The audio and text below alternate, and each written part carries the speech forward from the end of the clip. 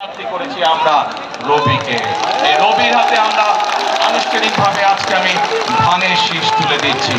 রবি তার বক্তব্যে একটু আগে এলাকার অনেক সমস্যার সমাধান, রবি তার নির্বাচনী বক্তব্যে একটু আগে আপনাদের সকলের সামনে বলেছে কিভাবে রবি নির্বাচিত হলে এই এলাকার সমস্যার সমাধান করবে, মানুষের সমস্যার সমাধান করবে।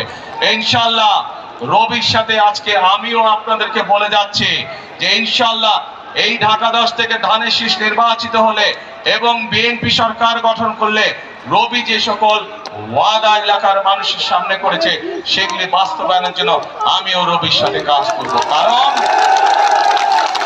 বক্তব্যের শুরুতেই বলেছে আপনাদের সাথে ঢাকা 10-এর সাথে কিন্তু আমার আত্মীয়তার সম্পর্ক আছে।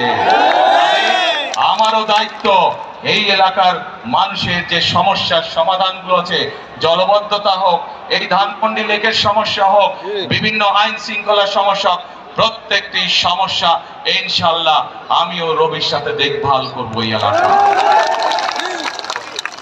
প্রিয় ভাই বোনেরা, আসুন আমরা 12 তারিখে এমন ব্যক্তিকে নির্বাচিত করি, এমন দলকে নির্বাচিত করি যাদের দেশ পরিচালনার অভিজ্ঞতা আছে, এমন দলকে আমরা নির্বাচিত করি যাদের সামনে দেশ এবং দেশের মানুষেরকে নিয়ে কর্মসূচি আছে, পরিকল্পনা আছে, এবং বিএনপি ছাড়া এই মুহূর্তে আর কোন দলের কাছে সেই কর্ম পরিকল্পনা বা অভিজ্ঞতা নেই।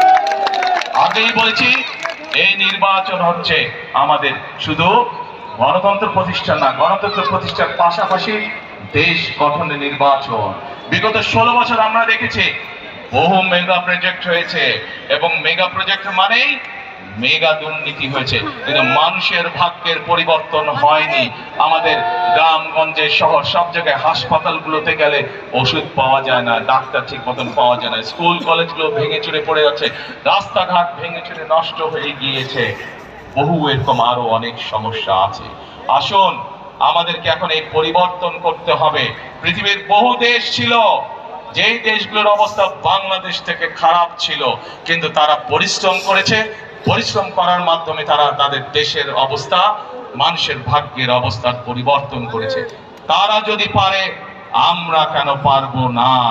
ইনশাআল্লাহ বাংলাদেশও পারবে, বাংলাদেশের মানুষও পারবে দেশকে পুনর্গঠন করতে, আমাদের দেশের মানুষের ভাগ্য পরিবর্তন করতে।